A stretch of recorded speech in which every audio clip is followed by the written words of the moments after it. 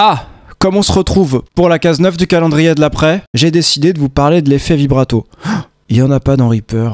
C'est dommage parce que c'est vachement à la mode. Si vous écoutez Mac DeMarco, par exemple, sur pas mal de ses guitares, il y a une espèce de truc un peu lancinant qui ressemble un peu à une bande fatiguée qui n'avancerait plus tout le temps à la même vitesse. Je vais vous montrer comment on peut le fabriquer dans Reaper. Suivez-moi.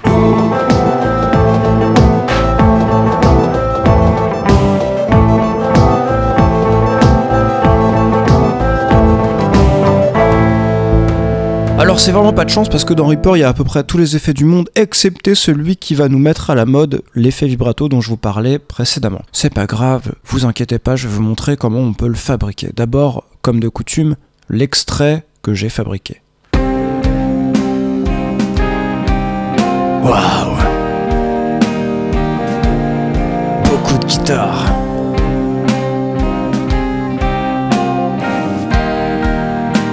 Et de la mélancolie. Bon.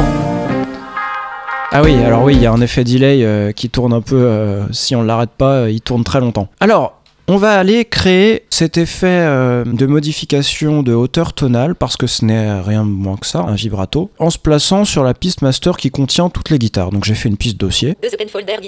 La voilà. Je vais donc me faire un petit F dessus et aller chercher un effet nommé Reapitch. Je le trouve, entrée. Parfait, il est là. Puis vous allez tabuler jusqu'à param. Ok. Un petit clic gauche là-dessus. On entre dans un sous-menu, enfin dans un menu contextuel. Et vous allez sur FX Parameters List. Et là-dedans, vous cherchez Parameters Modulation MIDI Links. Et là-dedans, vous avez tous les paramètres disponible dans votre effet.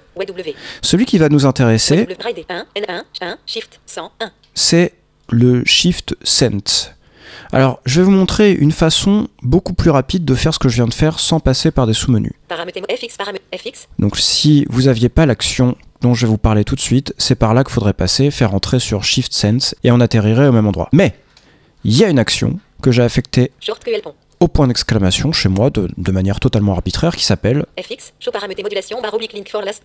Show Parameters Modulation / Link for Last Touch Parameter. Ça veut dire qu'il va falloir que je bouge le paramètre en question. Donc je vais dans P,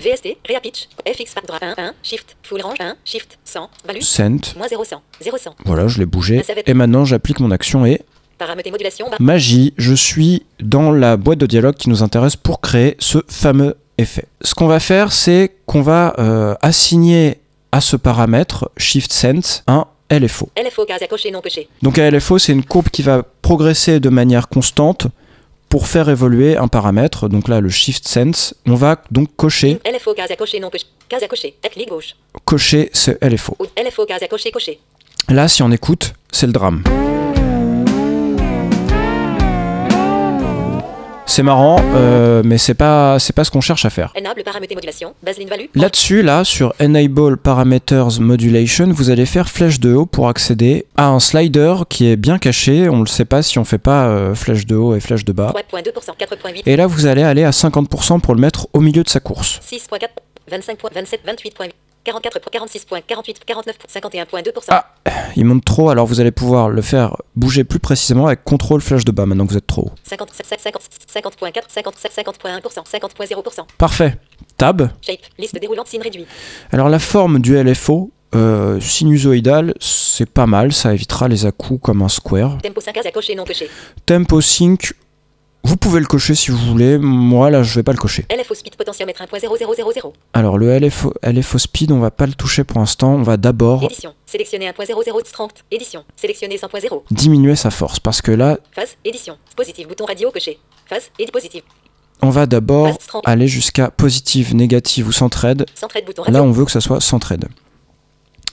Ça correspond, ces trois possibilités, à aller du plus bas du LFO vers le centre, du plus bas vers le plus haut quand on est sur centred, ou du plus centré vers le plus haut quand on est sur positif. Donc là, nous, on voudrait que ça descende un petit peu, que ça monte un petit peu et que ça revienne au centre en permanence.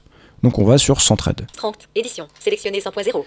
La force, la strength, centred, bouton radio. ça va servir à calmer un peu le LFO, parce que là où on en est actuellement, si j'écoute ce que ça donne,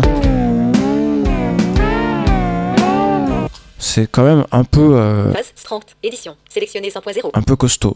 1, 1, 0, 0, point. Donc on va 0, essayer de 1. le mettre par exemple à la force à 8. Parce que l'idée c'est pas de faire quelque chose qui s'entende, c'est de donner une impression diffuse. Phase centrée de bouton radio coché. Eh ouais.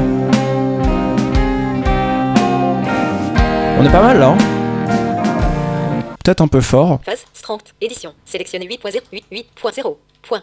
8. 6 peut-être. 6. 6. Point. Et Édition. puis, LFO speed potentiomètre 1.0. on va ralentir le LFO pour donner une impression un peu plus planante encore. 0.7500. 0.6300.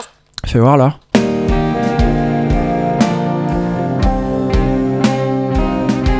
Ouais. Édition. Sélection. LFO speed potentiomètre 0.6000.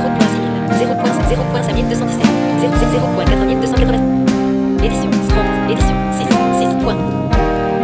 6. 5.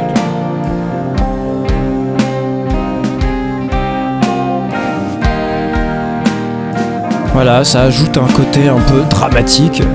Lui et Mac DeMarco, l'auteur dont je vous parlais au début, c'est plus cool. Hein. Là, je sais pas, j'ai fait un truc vachement dark années 2000. Donc voilà, alors si c'est encore trop fort, là on est à 5%, vous pouvez toujours le baisser, l'augmenter. Vous pouvez aussi essayer de jouer avec la vitesse du LFO. Phase. Édition. Centrée de bouton radio coché. Et puis avec ce truc centré, alors si vous voulez, si on essaye d'aller que vers le bas, vers le milieu, du bas vers le milieu. Négatif.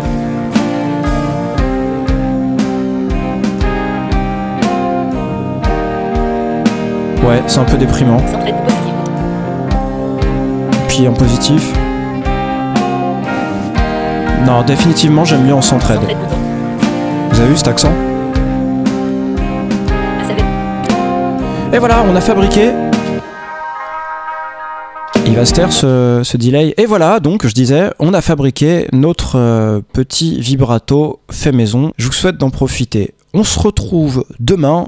D'ici là, n'oubliez pas, vous pouvez vous abonner, mettre des likes et puis me suivre sur @toutauclavier, réseau social, Twitter. Ciao!